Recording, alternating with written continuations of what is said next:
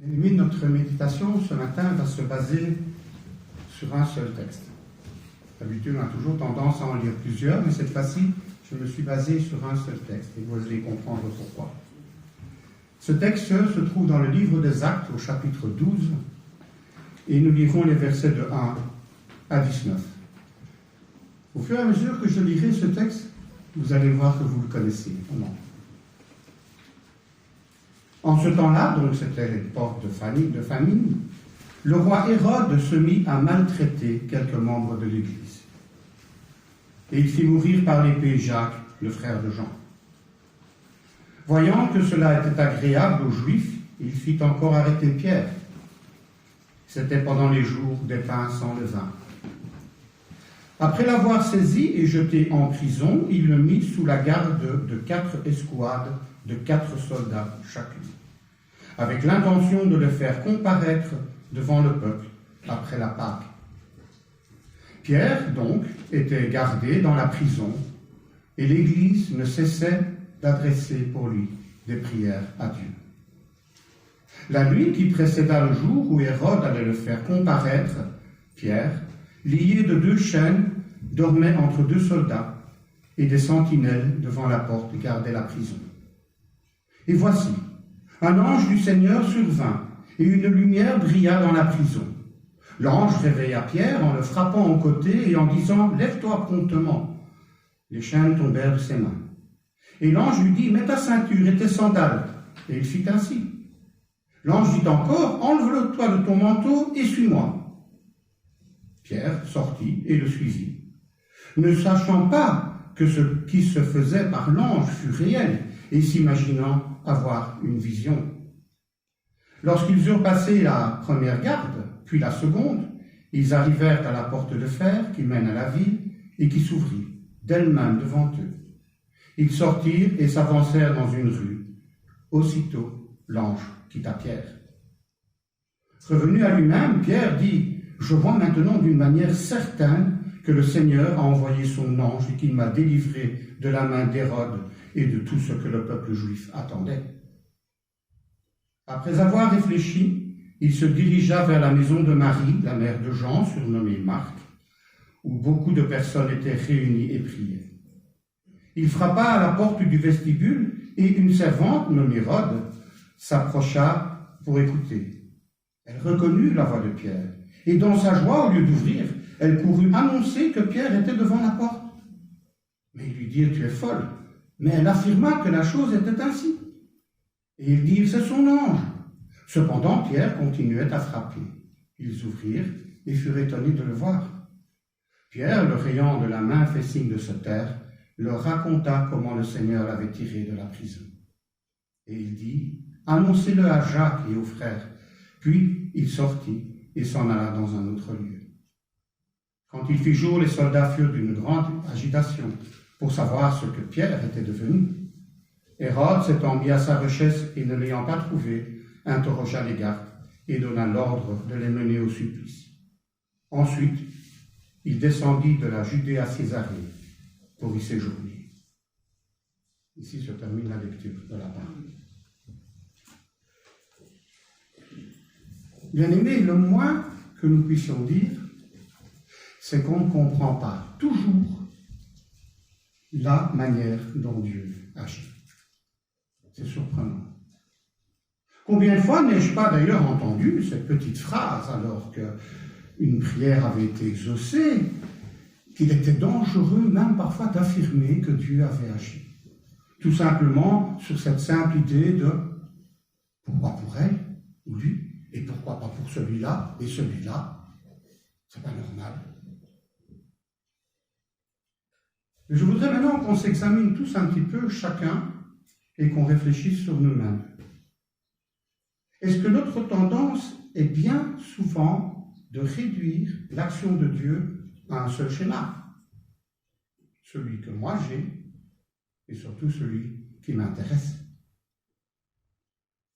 Dans ce que nous venons de lire, c'est tout à fait révélateur de cette tension qu'il peut y avoir dans l'intervention du Seigneur entre la foi et l'acceptation des épreuves qui peuvent continuer sans que Dieu apparemment, n'agissent. Pourquoi Pierre et pas Jacques? Pourquoi?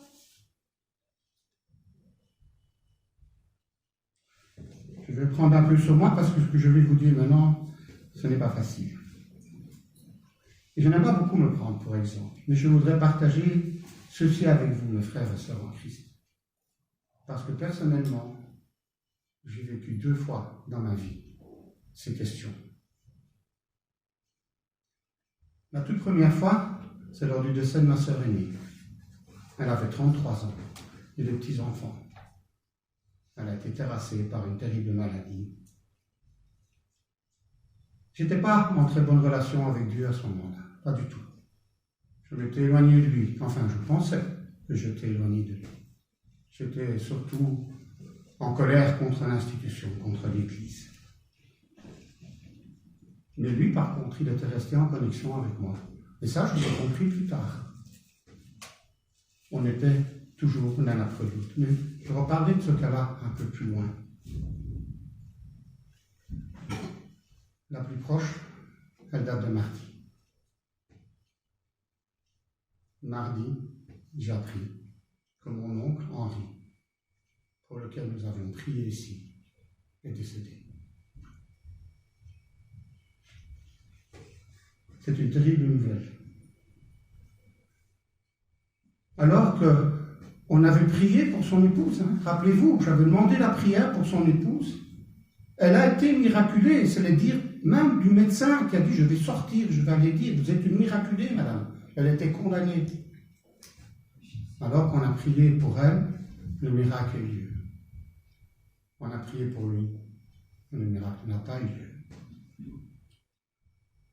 Pourquoi Dieu nous a-t-il exaucés dans le premier cas et pas dans l'autre?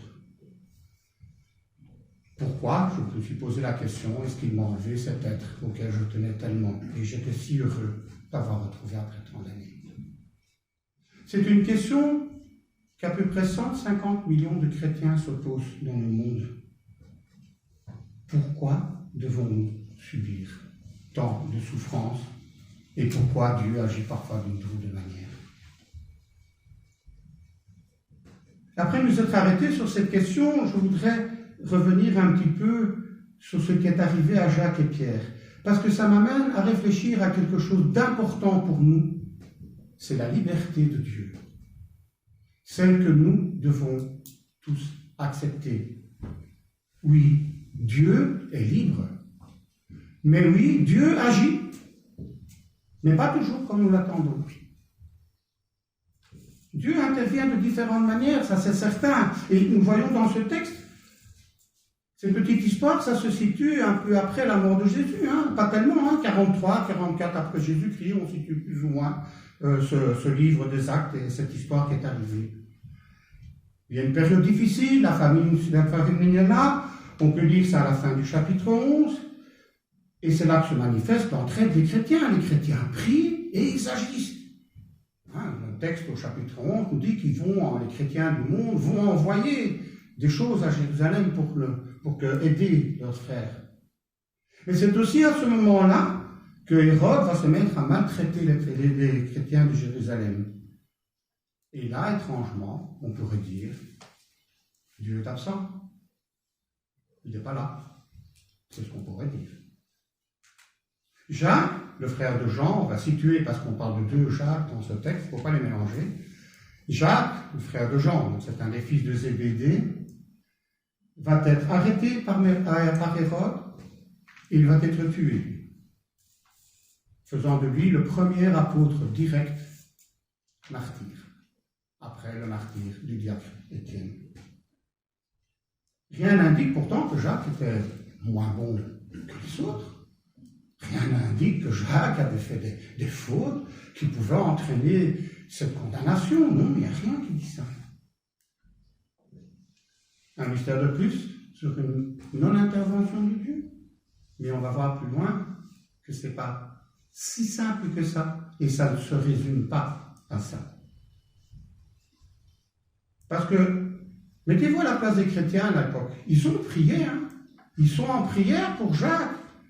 Avec ferveur, On ne peut pas en douter, ils ont prié pour sa libération, ou au moins pour qu'il ait la vie sauve. Et pourtant, au-delà de ces questions qu'on peut se poser, il y a quelque chose que nous, en tant que chrétiens, nous devons imprimer dans notre cœur. C'est une personne du 19e siècle qui a dit ça, il s'appelle Samuel Porcher, pour ceux qui veulent des références. C'est un académicien, ce monsieur, et il a dit ceci. La mort, pour un enfant de Dieu, ce n'est que l'ordre qui le délivre de la prison pour l'introduire dans la maison du roi. C'est fou d'accepter la mort comme ça. Voilà, on peut assimiler ça à une sorte de fuite, à une sorte d'illusion. Mais je pense que pour celui qui croit vraiment en Dieu, ce que nous sommes, puisque nous avons de notre cœur, amis, c'est une espérance profonde, celle de rentrer dans la maison du Père. J'ai eu quelques exemples que je donnais comme ça, il n'y a pas tellement longtemps, il y a encore 2 prêtres qui ont été massacrés en Colombie, des hommes de Dieu, par des narcotrafiquants. Un pasteur, Charles Matelet, il était occupé à écrire en Afrique son message, il a été abattu, une balle dans la tête. Pourquoi? Un autre même, qui s'appelait lui Ibrahim Kaka, dans un autre pays, est tué aussi. Et bien d'autres chrétiens vont subir cela. Comme dans le cas de Jérusalem, la persécution continue pour les chrétiens. Bien aimé, il y a quelque chose que l'on va essayer de comprendre aussi là-dedans, c'est qu'il y a des choses qui nous échappent dans la manière dont Dieu agit. Et ça, nous devons aussi l'accepter. Parce que, qu'est-ce qui va arriver? Toujours dans le même chemin, voilà qu'on arrête Pierre, et voilà qu'il va avoir un jugement, et voilà qu'il va certainement être condamné à mort, puisque ça plaît au peuple, et puis Hérode, on aura, ça va bien. Et il ne voulait surtout pas qu'il s'échappe. 16 soldats pour garder un homme, imaginez ça, c'est pas mal, Et malgré ça, il va partir. Mais ce qui se passe surtout, c'est que les chrétiens prient, ils se serrent les coudes. Ils connaissent la puissance de Dieu, à cette époque-là, peut-être, il y a même qui ont vu cette puissance, ils ont vu Jésus agir. Ce sont des témoins visuels pour certains. Ils lui font confiance, mais Dieu ne répond pas, Pierre est quand même arrêté, le jugement va avoir lieu demain. Et ils continuent, ils persévèrent dans la prière, ils y croient, sans trop y croire. Mettez-vous à leur place, Jacques, il est mort. Il y a un doute qui est s'envahit, vous voyez. Et quand on n'est pas trop prêt à croire que Dieu va agir, là, on se rentre dans le doute. Et quand on rentre dans le doute, ça ne marche pas. Et vous savez, celui que j'appelle, moi, le demi-frère de Jésus, l'autre Jacques, lui, qu'est-ce qu'il dit dans son épître? Il dit, si quelqu'un veut demander quelque chose à Dieu, qu'il demande. Mais qu'il le demande avec foi, sans douter, car celui qui doute est semblable au flot de la mer, agité par le vent et poussé d'un côté à l'autre. Qu'un tel homme ne s'imagine pas qu'il recevra quelque chose du Seigneur. Nous ne pouvons pas nous permettre de douter que Dieu va agir. C'est quelque chose que nous ne pouvons pas avoir dans notre cœur. Mais nous devons aussi sortir de notre schéma, celui qui est dans notre tête. Vous savez, quand on prie pour les chrétiens persécutés, même nominément, il y a des carnets de prière, vous connaissez ça dans Portes ouvertes, nous recevons des carnets de prière dans lesquels il y a des noms. On prie pour des gens qu'on ne connaît pas. Nous ne pouvons jamais douter que même si c'est au loin, même si on ne sait pas, nous ne pouvons jamais douter que Dieu n'agira pas d'une manière ou d'une autre, il agira. Parce que la réponse de Dieu n'est pas liée au degré de la foi de ceux qui s'attendent à lui, mais à son plan et au regard qui est tourné vers lui, même si notre regard est imparfait. C'est ça qui est important pour la réponse de Dieu. Dieu agit. Dieu intervient. Et vous verrez plus tard que même dans mon cas, il y a des choses que j'ai compris. Mais comme souvent, voilà, et ça c'est aussi quelque chose qui peut être surprenant, il peut parfois agir au dernier moment, hein, dans le cas de Pierre, c'est un peu avant son jugement, et le jugement, on avait tous compris, à 100 ans, c'était clair, hein, il n'y avait pas de jugement. Et Dieu est arrivé à ouvrir les portes, il est arrivé à réduire à néant les 16 soldats, et quand Pierre arrive à la maison des chrétiens, ça c'est très drôle, ça j'ai presque envie de rire quand je lis ça. Je vois la scène, je vois cette servante qui arrive dans cette salle. C'est Pierre, il est là, il est là. Et tout le monde, chut, on n'entend plus pas prier, enfin, on prie. Oui, mais c'est Pierre, il est là. Mais enfin, mais calme-toi, nous on est occupés à prier pour lui. Ça ne peut pas être lui, c'est son ange peut-être. Voilà, toute taille de vision. Vous imaginez un petit peu ça? Même en étant dans la prière, ils ne sont pas sûrs que leur prière vient d'être exaucée. Pierre est là, devant la porte. Il faut qu'à un moment donné, il dit, il y a quand même du bruit là-dedans, il y a quelqu'un qui crie, là, c'est pas possible, on va aller voir. Et là, hop, c'est Pierre. Pierre est là. Et puis on nous dit que Pierre va partir. Il va s'en aller. Il passe le relais à l'autre Jacques, ce frère de Jésus qui va devenir, en fin de compte, ce qu'on pourra appeler à l'époque l'évêque de Jérusalem. Pierre, en fin de compte, va partir. Jacques, lui, est mort, mais on peut peut-être examiner ce qui se passe. Parce que le plan de Dieu est quelque chose qui dépasse aussi notre manière de voir les choses et notre raisonnement. Dieu a sa manière d'agir et sa manière d'agir lui appartient. C'est ce que j'ai dit tout à l'heure, c'est que Dieu est libre, il est libre d'agir. Parce que Jacques, il aurait été utile. Pourtant, il est mort. Tandis que Pierre, lui, il est délivré de la mort. Mais la suite nous dit ce qui se passe. Pierre quitte Jérusalem pour aller où? À Rome. Là, il y a du travail. Où il va aussi connaître le martyr, mais il avait quelque chose à faire. Jacques n'avait rien à faire. Si Jacques avait à témoigner de sa foi, et à témoigner de la grandeur de ce Dieu qui était dans son cœur, ce qu'il n'a certainement pas manqué de faire. Je voudrais revenir par rapport à la prière. Je vous ai parlé du décès de ma sœur. Ouais, j'ai prié pour elle. Mais pas comme vous pouvez l'imaginer. Parce que j'étais en colère. Pour moi, ce qui lui arrivait, ça ne pouvait pas arriver. Ça ne pouvait pas se passer. Comment Dieu oserait-il enlever une mère à ses enfants? Comment est-ce qu'il oserait faire ça? Dans mon esprit, hein? C'est ça que je pense. Et en colère, je décide de ne pas prier. Mais je décide de l'interpeller. C'est drôle, ça, pour quelqu'un qui avait voulu se retirer. Comment est-ce que je peux interpeller quelqu'un à qui j'avais dit, moi je ne crois plus en tout ça? Ah ben non. Je l'interpelle. Et vous savez ce que je lui dis? Comment peux-tu priver des enfants de leur mère? Comment oses-tu me priver de ma sœur bien-aimée? Comment est-ce que tu oses faire une chose pareille? Il y a quelqu'un qui me dirait, ouf, on ne peut pas prier comme ça à Dieu. Mais moi je l'ai fait. Je l'ai fait parce que j'étais en colère. En colère et en colère contre lui, hein, pas contre le monde entier, contre lui, tout à fait. C'était lui que je pointais du doigt. Comment oses-tu faire ça? Toi là, le Dieu Tout-Puissant, tu n'es même pas capable de sauver ma soeur? Pourquoi? C'est dur. Et chers frères et sœurs, ce que moi j'ai appris cette fois-là, c'est que quand on interpelle Dieu, même en colère, il va vous répondre. Il va vous répondre. Moi, il m'a répondu. Et je peux vous affirmer aujourd'hui qu'il m'a répondu. Je n'ai pas entendu une voix divine dans mon oreille. J'ai ressenti quelque chose. Mais quelque chose qui me disait, tu connais tes réponses. Tu les as apprises, mais tu les entends plus. Tu ne m'entends plus. Je suis là à côté de toi, mais tu ne m'entends plus.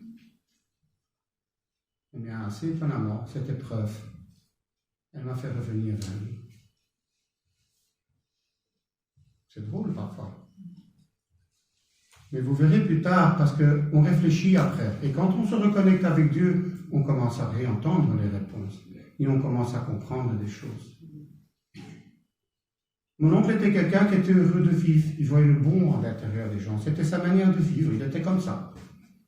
C'était parfois même ses propres enfants disent que c'était parfois même exagéré parce qu'il se mettait en danger. Pour lui, tout le monde était bon. Tout le monde n'est pas toujours bon.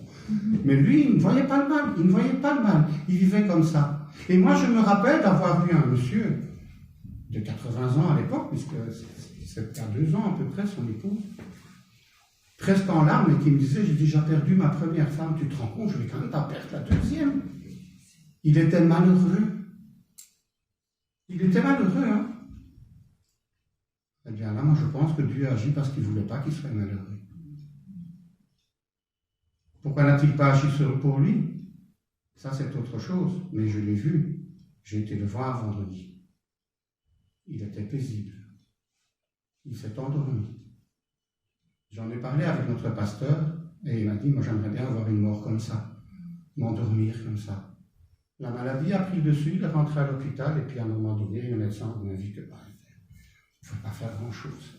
Et il s'est endormi. Il était paisible. Paisible pourquoi? Parce que d'abord, sa deuxième femme était toujours là. Il avait pu vivre avec elle jusqu'à la fin de ses jours.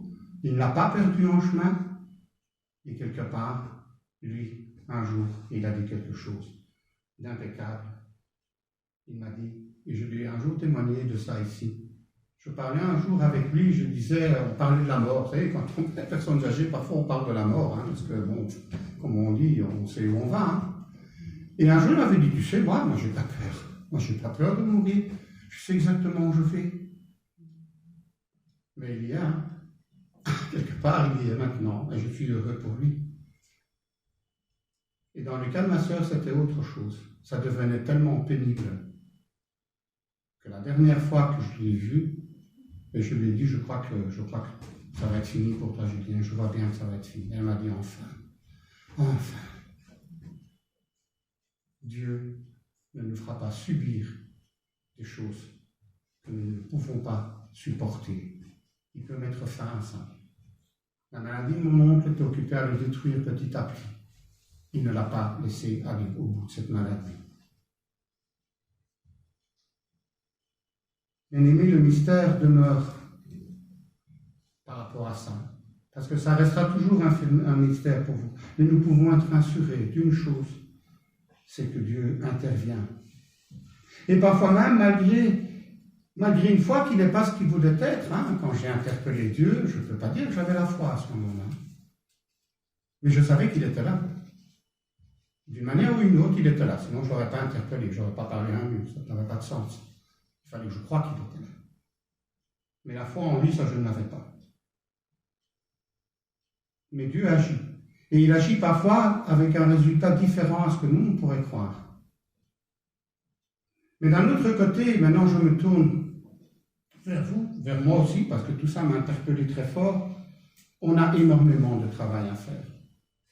On a énormément de travail à faire par le témoignage que nous devons rendre. Parce que regardez autour de vous, regardez ce qui se passe. Il n'y a plus de place pour Dieu dans notre société. C'est pas nouveau, hein. Lisez plus loin dans le livre des Actes, continuez à lire le chapitre 12, et vous allez voir qui était Hérode. Hein. Vous croyez que Dieu avait de la place pour lui? Non, pas du tout. Hérode agit parce que ça plaît au peuple. Il fait des choses parce que ça plaît. On ne peut plus parler de Noël, on ne peut plus parler de marché de Noël, on ne peut plus parler de Pâques. Ça plaît aux gens. On est libre maintenant de penser Pâques, Noël, dans des vieux, tout ça. Plus de place. C'est fini. Nos politiciens font des choses pour que ça plaise. Et ça, c'est comme ça. Il n'y a rien à faire. Et c'était déjà là à l'époque, et c'est ce qu'Hérode fait. Vous savez, même un peu plus loin dans le texte, on trouve dans un verset ici, le peuple s'écrie, voilà un Dieu et non un homme. Il parle de Hérode. Hein. Hérode, qui était un tyran, quand même, ça, il ne faut pas l'oublier. Eh bien, il avait pris la place de Dieu dans le cœur Mais Dieu est intervenu. Continuez à lire le texte et vous verrez qu'à un moment donné, comme je dis souvent, il a sonné la fin de la récréation. Ça a été fini pour Hérode. Il avait terminé. Il y a une chose aussi, et ça, c'est une phrase qui m'a un jour interpellé très fort, et je pense que je n'ai pas envie de l'oublier jamais. Et ça nous remet vraiment face à Dieu tel qu'il est. Dans l'Ancien Testament, il s'adresse à son peuple et il leur dit « Mon temps n'est pas votre temps, et mes désirs ne sont pas vos désirs. » Ça, c'est quelque chose que nous, en tant qu'enfants de Dieu, nous devons garder dans notre cœur. Et ça nous éclairera sur beaucoup de choses qui nous paraissent parfois bizarres. Parce que Dieu est hors de notre temps. Nous ne pouvons pas mesurer les raisons qui le poussent à agir d'une certaine manière. Imaginons maintenant qu'il aurait gardé mon oncle encore 1 an ou 2. Mais quelle déchéance pour un homme qui aimait tant la vie. Il n'a pas connu.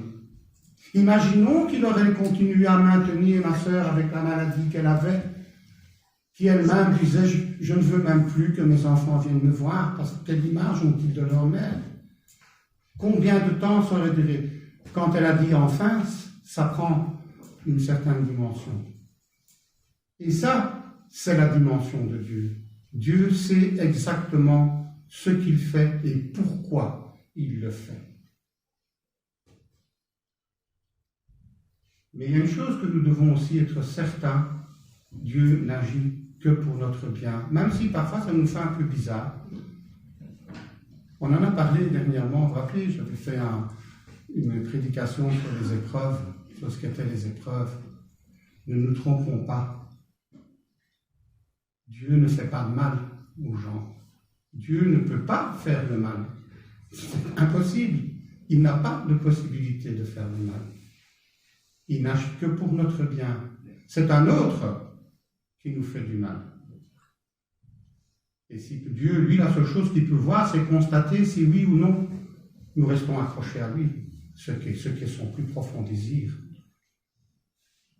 Et même quand on n'est pas accroché à lui, vous savez, il trouvera le moyen de nous rattraper. C'est ce qu'il a fait. Je pense que ce que nous devons faire quand nous vivons des moments pareils d'incompréhension par rapport à une prière qui n'a pas été exaucée ou par rapport à un exaucement qui n'est pas celui qu'on attendait, c'est redevenir des enfants. Des enfants qui ont tout à fait confiance dans les agissements de leur Père. Vous savez qui a dit ça? Matthieu. L'évangile de Matthieu. Qu'est-ce que Jésus dit à un moment donné? Il place un enfant au milieu, et vous vous rappelez ce qu'il dit? Il dit simplement ceci: si vous ne vous convertissez et si vous ne devenez pas comme ces petits enfants, vous n'entrerez pas dans le royaume des cieux. Bien-aimés devant la douleur, devant l'épreuve parfois, eh bien, soyons des enfants. Soyons des enfants. Continuons à persévérer dans la prière. Continuons à garder les yeux vers notre Père, comme un enfant, en ayant confiance en lui et en étant sûr, bien-aimés, que Dieu agira de toute façon. À sa manière, mais il agira. Amen.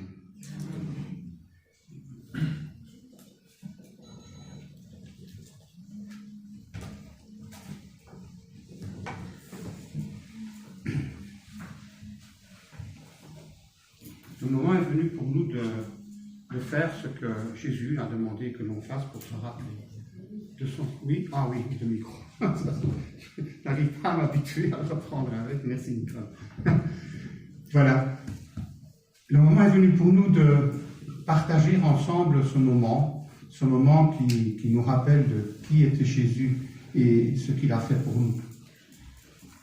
Et je vais vous lire ce qui nous est écrit, ce que Paul dit en fin de compte, ce qu'il a reçu. Il dit: le Seigneur Jésus, dans la nuit où il fut livré, il prit du pain. Et après avoir rendu grâce, il le rompit et dit: ceci est mon corps qui est rompu pour vous. Faites ceci en mémoire de moi. Et de même, après avoir soupé, il prit la coupe et dit: cette coupe est la nouvelle alliance en mon sang. Faites ceci en mémoire de moi toutes les fois que vous en boirez. Car toutes les fois que vous mangez ce pain et que vous buvez cette coupe, vous annoncez la mort du Seigneur jusqu'à ce qu'il revienne. C'est pourquoi celui qui mangera le pain ou boira la coupe du Seigneur indignement sera coupable envers le corps, du sang et le sang de Jésus.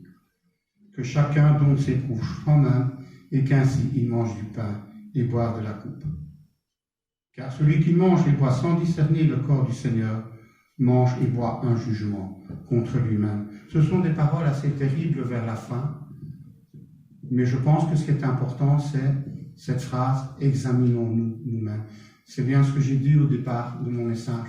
Examinons-nous, rentrons en nous-mêmes et voyons qui nous sommes quand nous sommes face à lui. Voilà, comme dit le texte, le Seigneur a pris du pain et il a rompu. Il a rompu, pardon. Il a rompu pourquoi? Tout simplement parce que son corps allait être brisé. Et il le savait. Et c'était ça qu'il voulait montrer. Et chaque fois que nous faisons ce geste pour la Sainte Seine, c'est nous rappeler que Jésus a eu son corps vraiment brisé et qu'il l'a fait par amour pour nous. Parce qu'il savait exactement que c'était par là qu'il devait passer pour nous remettre avec le Père. Verser le vin et dire voilà, ce vin c'est mon sang, c'est la coupe du salut. Mon sang c'est le salut. Par le salut de Jésus, nous sommes sauvés. Il nous a remis entre les mains de son Père les hommes qui s'étaient éloignés, qui avaient tourné le dos. Voilà. J'invite maintenant les membres du consistoire, peut-être qui sont là, à me rejoindre pour faire la distribution.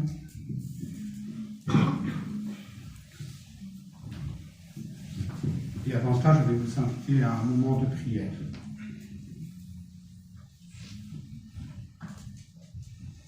Seigneur notre Dieu, notre bon Père céleste,